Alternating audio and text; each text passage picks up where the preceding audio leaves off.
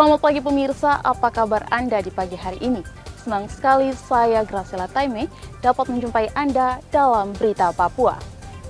Sejumlah berita menarik dan teraktual telah dirangkum tim redaksi kami. Berikut 3 berita utama hari ini.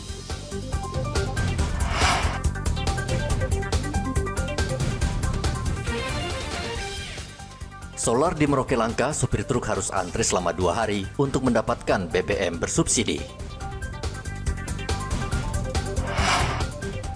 Ada ratusan jumlah pemilih di dalam lapas Merauke, KPU akan membangun 1 TPS. KPU Mimika terima hasil tes kesehatan seluruh paslon.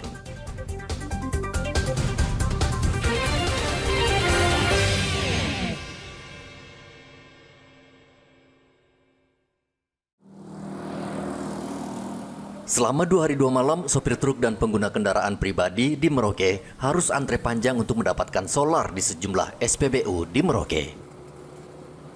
Sebagian besar adalah pengemudi truk di salah satu SPBU di Jalan Ahmad Yani, Merauke. Mereka harus benar-benar menahan kesabaran karena antrian kendaraan panjangnya hingga 3 km. Sebagian sopir truk terpaksa menginap di sepanjang jalan agar bisa mendapatkan solar yang dijatah hanya 160 liter per hari. SPBU ini 2 hari, Pak. 2 hari, sejak kapan itu? Sejak kemarin. Sejak kemarin. Lusa. Itu ngantri solar hanya dapat berapa jatah itu? Ya nominalnya 120, Pak. 120 ya. Tapi hari ini sudah kira-kira udah dapat belum? Belum. 2 hari juga, Pak. 2 hari. Sejak kapan? Hari apa itu? Ini hari apa ya? Ini hari Rabu. Rabu dari hari Senin, Pak. Hari ini jam berapa antrinya? Senin pagi. Senin pagi. Iya. Memang hari ini, hari-hari terakhir ini banyak kendaraan parkir. Banyak. Ya lumayan, Pak. Lumayan ya. Antrian ini kayaknya kurang tertib saja. Kurang tertib ya. Ya, kalau ikuti aturan ya tertib itu mungkin agak bisa kebagian lah. Kalau hari ini setiap hari biasanya berapa ratus kendaraan yang antri nih truk ini untuk solar? Yang kamu lihat kira-kira berapa? Ada 200 truk ya? Iya, kurang lebih. Kurang lebih ya? Iya. Selain solar, SPBU juga tidak bisa menjual banyak BBM jenis Pertalite yang paling banyak dikonsumsi masyarakat di Merauke. Menurut pengelola SPBU, mereka mendapat jatah BBM dari Pertamina, baik Pertalite maupun solar sebanyak 8 kiloliter setiap hari. Sementara di Merauke hanya ada 4 SPBU yang beroperasi dan tidak sebanding dengan jumlah kendaraan yang terus bertambah, sehingga setiap hari terjadi antrian panjang kendaraan. Muhammad Ridwan melaporkan dari Merauke, Papua Selatan.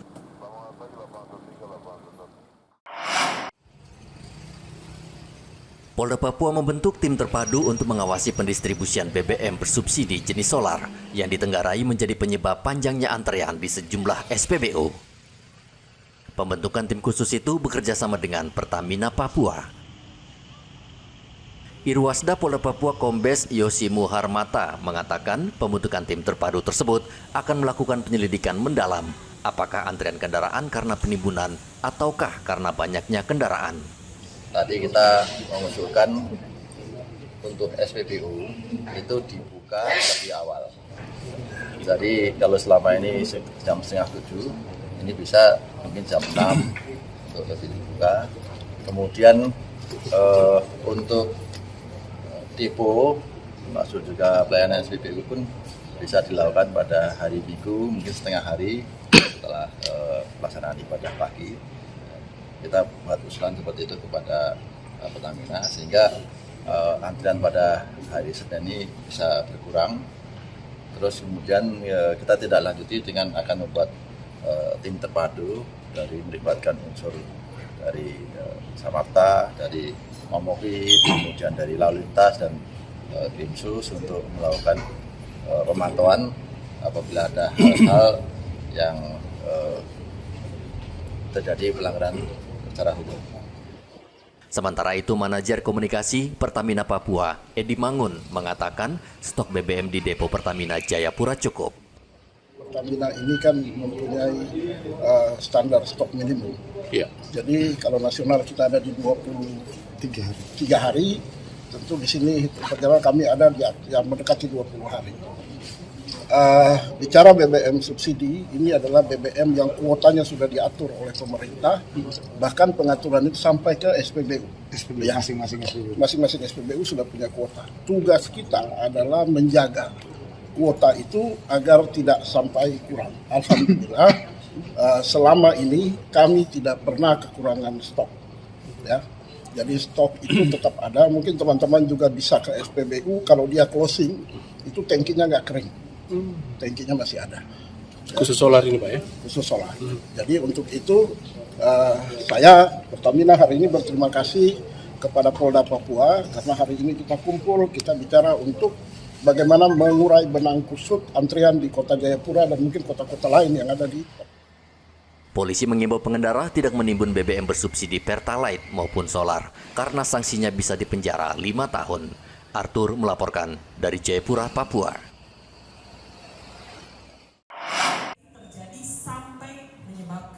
35 peternak babi di Kabupaten Mimika mengikuti sosialisasi penanganan virus babi Afrika yang digelar Dinas Peternakan dan Kesehatan Hewan di salah satu hotel. Sosialisasi bertujuan untuk mencerahkan para peternak babi di Kabupaten Mimika tentang bahaya virus babi yang bisa merugikan peternak. Seperti diketahui, serangan virus babi yang terjadi beberapa waktu lalu menyebabkan ratusan ekor babi di Kabupaten Mimika mati. Salah satu peternak, Petrus, berharap Dinas Peternakan dan Kesehatan gencar memberikan sosialisasi, pasalnya selama ini peternak di Mimika jarang mendapatkan pendampingan. Bagus, tetapi ya disertai dengan penyuluhan untuk mencari solusi seperti ini. Ini yang selama ini jarang dilakukan sebenarnya, minta maaf. Ini yang selalu kami tunggu, kenapa dinas ini tidak memberi pelatihan-pelatihan bagaimana manajemen peternakan yang baik.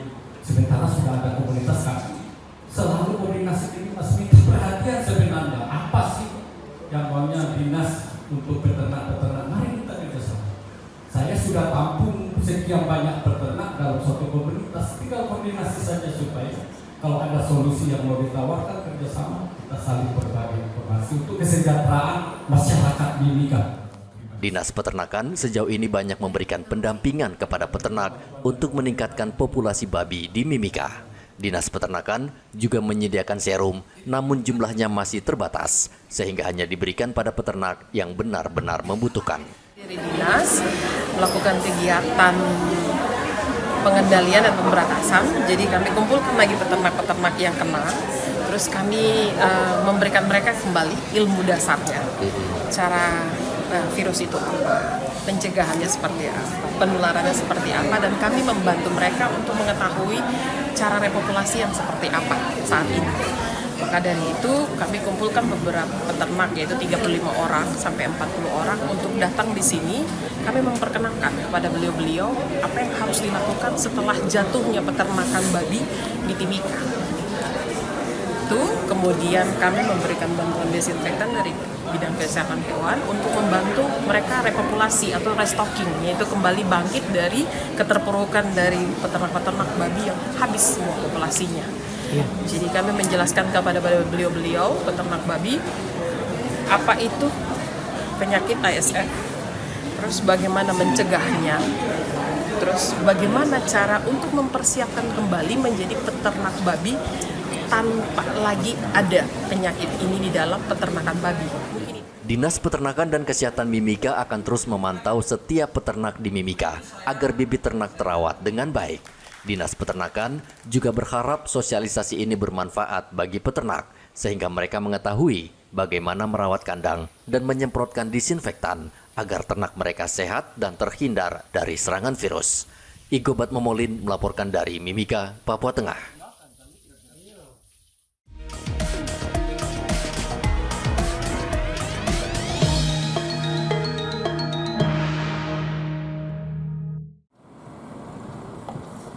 Semua warga negara berhak memilih dalam pilkada serentak yang akan berlangsung November tahun ini, termasuk warga binaan atau narapidana yang menjalani masa tahanan. Di Lapas Merauke, jumlah warga binaan yang berhak memilih pada pilkada mendatang sebanyak 300 orang, dan KPU Merauke akan menyediakan 1 TPS yang akan ditempatkan di dalam lapas. Kendati demikian, pelaksana tugas Kalapas, Ramses, mengaku belum mendapat petunjuk teknis dan arahan dari KPU Kabupaten Merauke terkait mekanisme pencoblosan di dalam lapas. Kalau jumlah untuk warga binaan yang mau ikut pemilih itu dari kemarin kita ikut rapat di KPU, itu jumlahnya 300, tapi kurang pasti tugasnya berapa lupa kemarin. Tapi kalau untuk yang mau warga binaan yang bebas, untuk sampai Oktober ini kita sudah didata, jadi mereka tidak akan kita masukin. Jadi nanti kalau pas sekitar bulan 9, bulan 10 mereka udah mau bebas, kita nggak akan masukkan. Dimasukkan. Ada tahanan baru bagaimana Bu kalau misalkan tanggal sekian, tanggal bulan Oktober atau tanggal 21. Katanya tanggal 21 ini kan harus diselesaikan. Nanti katanya dilihat nanti kalau mau ininya seperti apa. Soalnya mereka ini kan keluar masuk. Pak Ramses, berarti satu dong TPS khusus nanti di lapas ini? Informasinya saya belum pasti dapatnya 1 atau 2. Gitu. Kalau kemarin informasi dari staf saya cuma 1. Cuma 1 ya? Petugas-petugas TPS nanti kan dari lapas juga seperti tahun-tahun sebelumnya ya? Oh, kalau itu saya belum dapat informasi karena saya juga masih baru di sini, baru ada seminggu. Oh, siap. Tapi kalau untuk itu kemungkinan nanti kita coba tanyakan lagi ke KPU. Partisipasi memilih warga binaan di dalam lapas pada Pileg dan Pilpres lalu tergolong tinggi, yaitu di atas 70%. Muhammad Ridwan melaporkan dari Merauke, Papua Selatan.